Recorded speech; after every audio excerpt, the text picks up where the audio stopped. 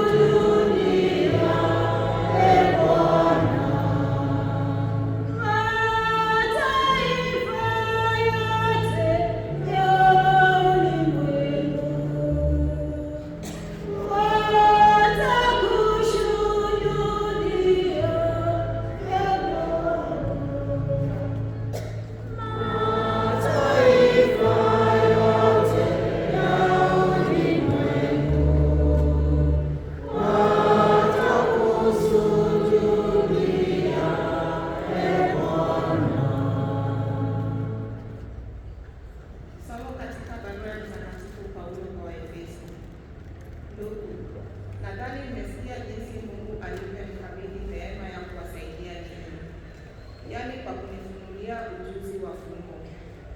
Kwa wazee wa zamani fumbo hilo halikujulikana kama lilivyofunuliwa sasa na Roho kwa mitume wake watakatifu. Maana sasa watu wote wa mataifa kurithi pamoja nasi, pia ni viungo vya mwili mmoja nasi, na wanashiriki ahadi moja nasi katika Kristo Yesu kwa njia ya Injili. Neno la Bwana. Tumshukuru Mungu.